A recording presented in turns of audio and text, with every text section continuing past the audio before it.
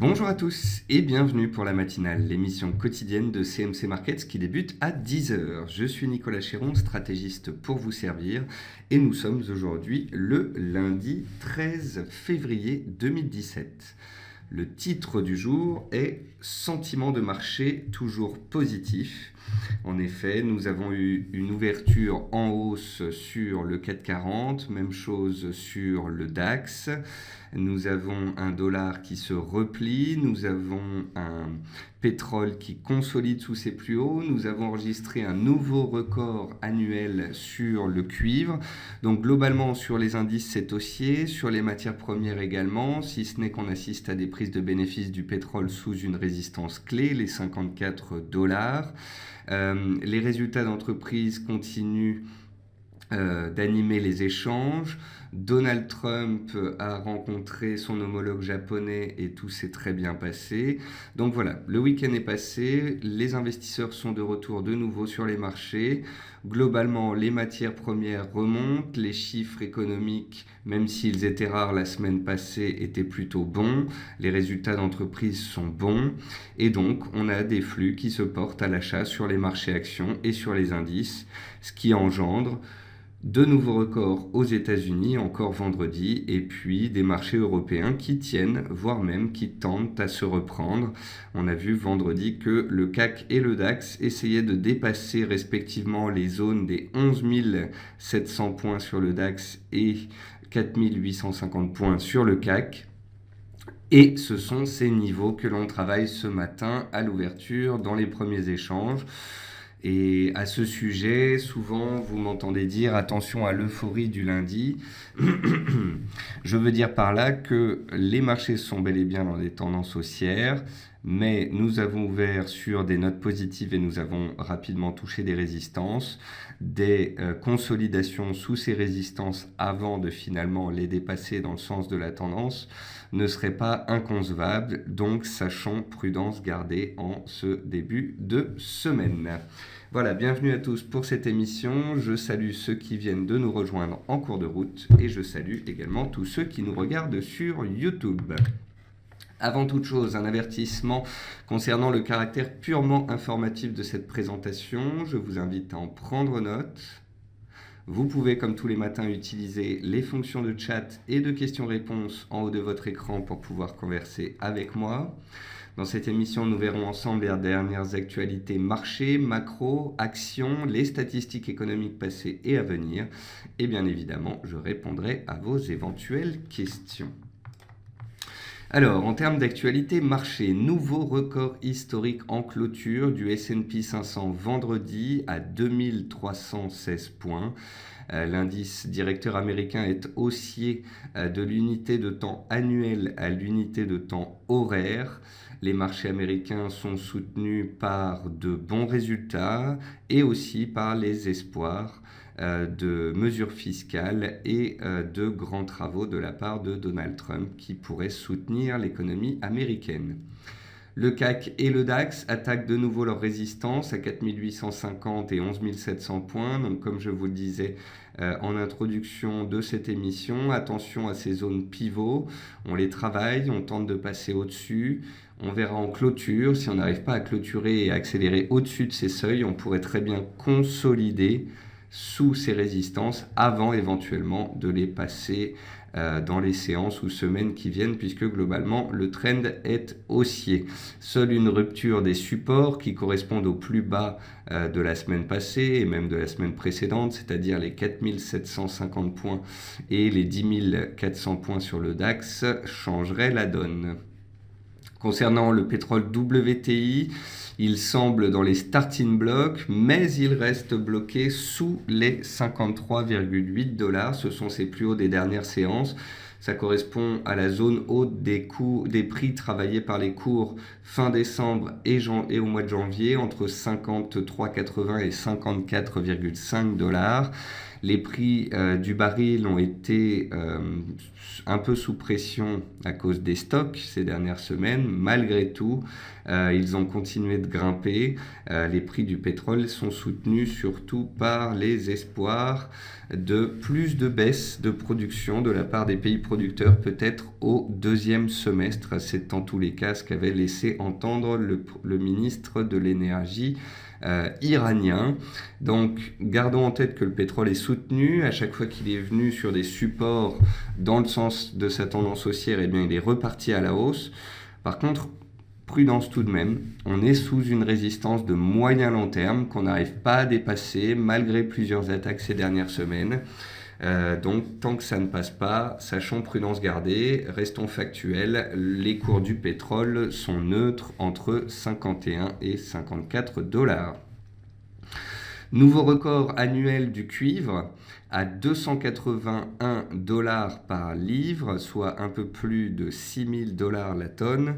Les cours du cuivre ont cassé une résistance clé que je vous avais indiqué vendredi dans la zone des 273-275 dollars par livre. C'est une résistance que l'on a testée au mois de novembre, décembre et janvier. Et on a enfin réussi à la dépasser. Deux raisons à cela. D'une part, il y a les spéculations en vue des grands travaux de Donald Trump. Et puis d'autre part, une des plus grandes mines de cuivre pourrait être stoppée à court terme, selon Rio Tinto, me semble-t-il. Je vous ai publié l'information sur Twitter ce matin. Donc voilà, du cuivre qui est soutenu en tendance haussière de moyen terme, qui casse une résistance de court terme. C'est un signal technique potentiel, seulement on casse une résistance à cause d'un effet d'annonce, à cause d'un arrêt de production d'une mine. Si par la suite la production devait revenir à la normale, eh bien cet effet haussier pourrait tout aussi rapidement s'estomper. Donc c'est haussier globalement à court terme et à moyen terme. Néanmoins, il faut prudence garder sur cette tendance un petit peu erratique. 18%, c'est le pourcentage de hausse pour les cours du blé en 6 semaines. On avait noté au mois de décembre une belle réaction des cours du blé sur les 370 cents. Eh bien, le blé a enchaîné les nouveaux records, 410, 415, 425, puis 440. Les résistances ont toutes cassé une à une. C'est une belle tendance haussière que nous avions détectée dès son démarrage et qui a profité aux acheteurs. Donc, en l'espace de 1 mois et demi, on est passé d'un support de long terme à une résistance de moyen terme. La zone des 440 cents, ce sont les plus bas du premier semestre 2016. C'est une résistance clé sous laquelle on pourrait échouer, mais il n'est pas dit qu'on ne la passe pas en force. Je vous indique, comme d'habitude, dans ces cas-là, à tracer une oblique haussière qui passe par tous les plus bas des dernières semaines pour pouvoir matérialiser la tendance. Et la tendance resterait potentiellement haussière tant qu'on serait au-dessus de cette oblique. La semaine dernière, je vous ai beaucoup parlé du dollar index. Le dollar index a enchaîné 5 semaines consécutives de baisse depuis le début de l'année. Et la semaine dernière, pour la première fois, il a enfin réussi à réaliser une semaine haussière, un beau chandelier hebdomadaire haussier. Malgré tout, on avait défini ensemble la zone des 101 points comme le seuil pivot à casser pour que le dollar puisse repasser haussier. Je vous avais expliqué que tant qu'on était sous ce seuil, cela restait neutre avec des risques baissiers à tout moment puisqu'on était sous résistance. On n'a pas dépassé les 101 points et ce matin, de nouveau, on a échoué sous cette zone clé.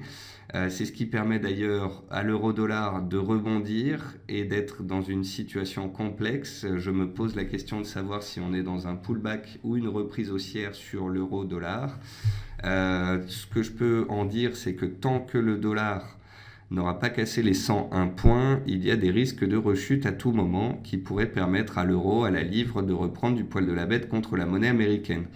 Donc, tant qu'on est entre 99,4 et 101 points sur le dollar index, j'ai tendance à rester neutre et attentiste sur ce dernier. Seule une rupture des 101 points à la hausse serait clairement haussière pour la devise américaine. Enfin, sur le marché action, Je vous invite à surveiller la sortie du range entre 20,4 et 21,8 euros sur le titre Genfit. Genfit est une biotech française qui est assez recherchée, notamment lorsque les marchés sont calmes, comme aujourd'hui, mais globalement haussiers. On a vu plusieurs dossiers biotech bien remonter ces dernières semaines, notamment Selectis, qui est passé de 16 à 21 euros. Donc beau parcours. Et Genfit, voilà, c'est un titre qui a bien tenu sa zone de support ces dernières semaines, les 20,4, qui se reprend un petit peu ces dernières séances. Et si on venait à casser les 21,8, on pourrait potentiellement connaître une accélération haussière sur le titre Genfit, donc je la surveillerai. En termes d'actualité macroéconomique, cette fois, c'est la 3e semaine de hausse pour les indices, donc la semaine dernière aux États-Unis, boostée par les propos de Trump qui promet des mesures fiscales phénoménales, ainsi que par la remontée du baril. Il y a même plusieurs facteurs qui ont boosté les indices américains. Donc il y a l'effet Trump sur les mesures fiscales, mais aussi sur la déréglementation bancaire et aussi sur les constructions de grands travaux. Il y a la remontée du baril qui a soutenu le secteur énergétique, bien évidemment. Puis après, il y a eu les résultats d'entreprise. Les résultats d'entreprise ont été très bons aux États-Unis avec une hausse moyenne des bénéfices par action de 8,4%. C'est la plus forte hausse depuis le 3e ou 4e trimestre 2014, me semble-t-il. Donc voilà, beaucoup de facteurs fondamentaux qui soutiennent la hausse des indices américains. On notera ce week-end, première rencontre à la Maison-Blanche pour Donald Trump et Shinzo Abe, qui ont loué la force des liens entre les États-Unis et le Japon. Je crois que Shinzo Abe est un des représentants qui était le plus vu par Donald Trump. Ils se sont eus au téléphone, ils se sont vus dans la Trump Tower, ils ont été jouer au golf ensemble.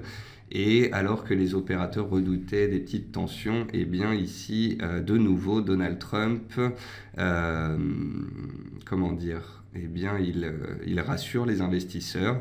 Il avait rassuré déjà les investisseurs la semaine dernière concernant la Chine, puisqu'il avait écrit au gouvernement chinois qu'il voulait travailler à plus de coopération. Ça avait d'ailleurs soutenu les marchés actions asiatiques.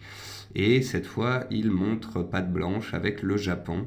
Donc même si Donald Trump engendre des spéculations, des lois, des discussions sur certains axes de sa politique qui effrayent un petit peu les investisseurs par moment, globalement, son travail est pour l'instant salué par Wall Street et les nouveaux records aux États-Unis.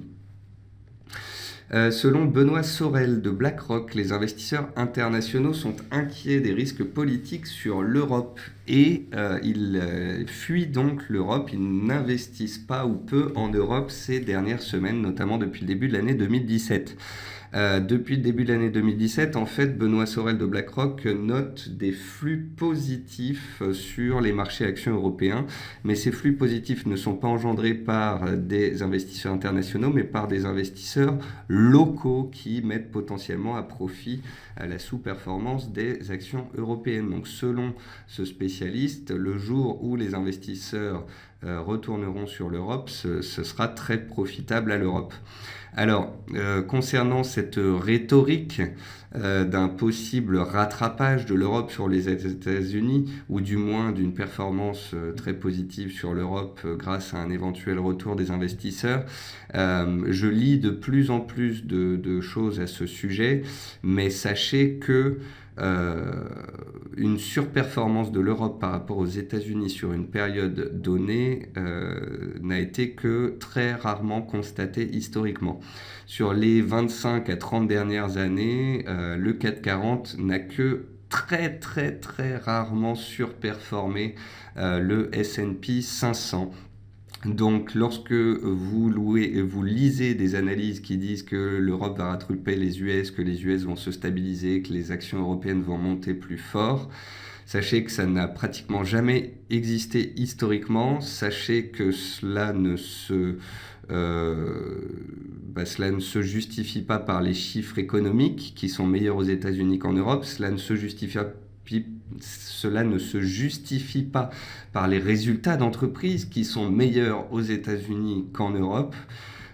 Et puis en plus de ça, en Europe, on a un risque politique avec la France et par la suite l'Allemagne au deuxième semestre en termes d'élections.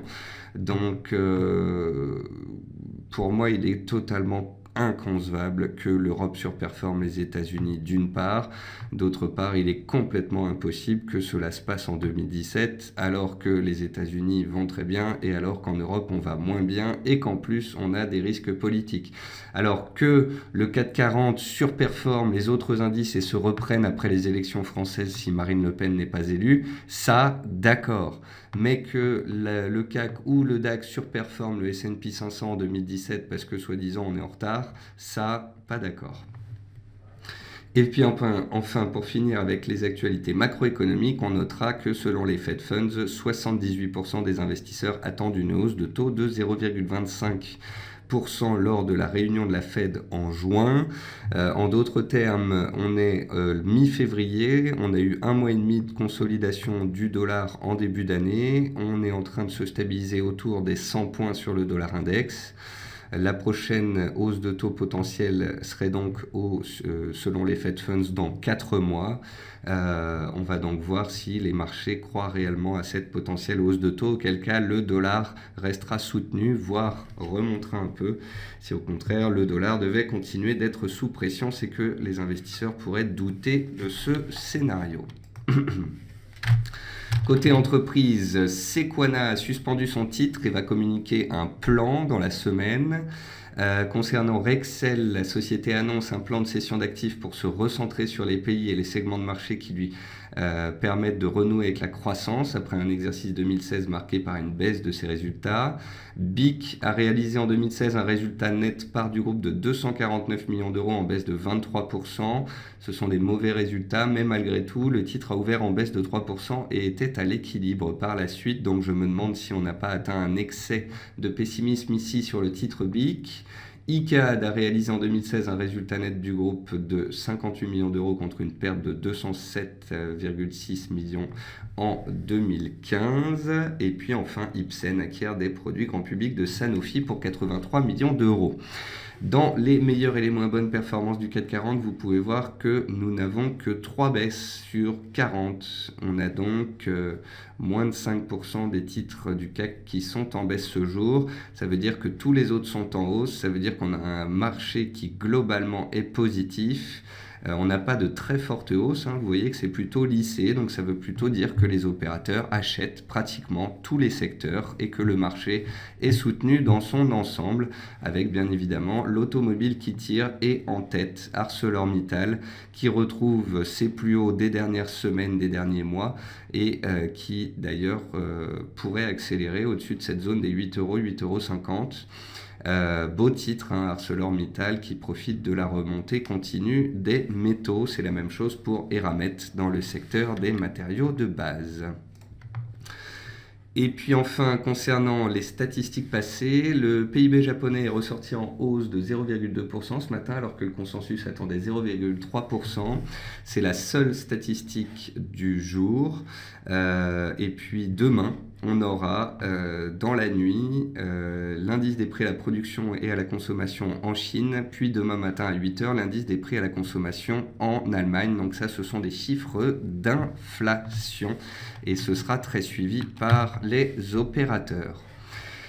Voilà, c'est la fin de cette émission. Donc, à retenir que globalement, les marchés restent haussiers, le sentiment de marché reste positif, le VIX est bas, la volatilité est faible, les indices continuent de grimper petit à petit. Attention néanmoins au fait que nous sommes lundi, ne berçons pas dans l'euphorie, chaque chose en son temps. Nous travaillons des résistances ce matin pour pouvoir accélérer au-dessus de ces dernières. Il faudrait des catalyseurs, on va peut-être en manquer, auquel cas il n'est pas dit qu'on arrive à les casser ce soir en clôture, nous verrons bien.